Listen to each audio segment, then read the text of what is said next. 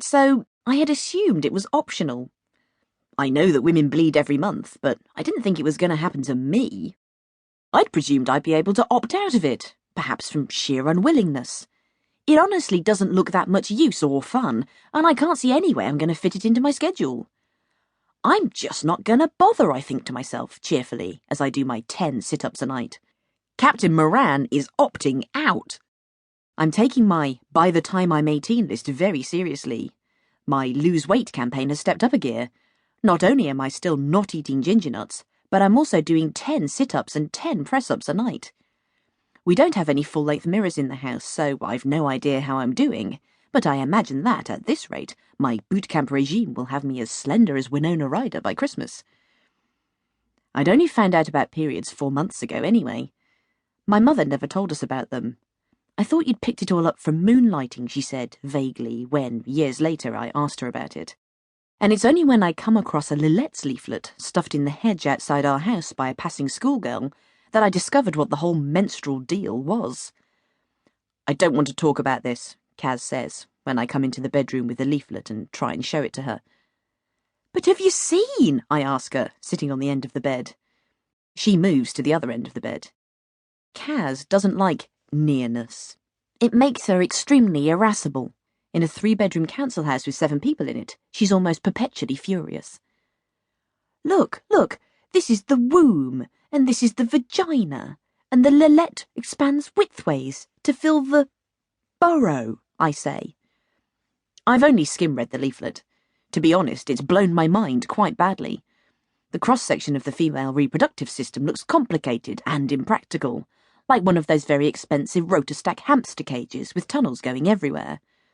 Again, I'm not really sure that I want in on all of this.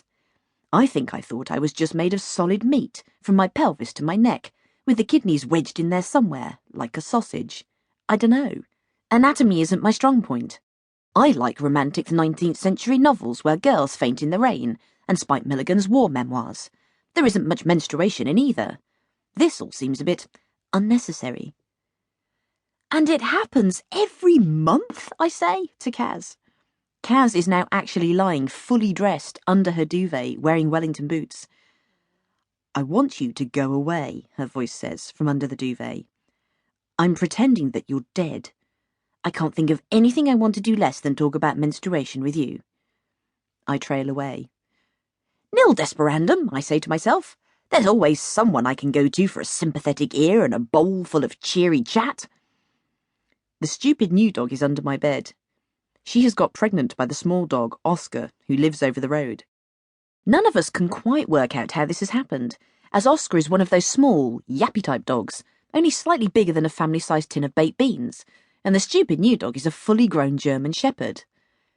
She must have actually dug a hole in the ground to squat in, Kaz says in disgust. She must have been gagging for it. Your dog is a whore. I'm going to become a woman soon, dog, I say. The dog licks its vagina. I have noticed that the dog always does this when I talk to it. I have not yet worked out what I think about this, but I think I might be a little bit sad about it. I found a leaflet, and it says I'll be starting my period soon, I continue. I'll be honest, dog, I'm a bit worried. I think it's going to hurt. I look into the dog's eyes. She is stupid as a barrel of toes. Galaxies of nothing are going on in her eyes. I get up. I'm going to talk to Mum, I explain. The dog remains under my bed, looking, as always, deeply nervous about being a dog. I track Mum down on the toilet. She's now 8 months pregnant and holding the sleeping 1-year-old Cheryl whilst trying to do a wee. I sit on the edge of the bath. Mum, I say. For some reason, I think I'm only allowed one question about this.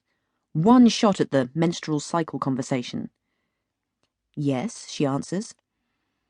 Even though she's doing a wee and holding a sleeping baby, she's also sorting out a white wash from the washing basket. You know, my period, I whisper. Yes, she says. Will it hurt? I ask. Mum thinks for a minute. Yeah, she says, in the end.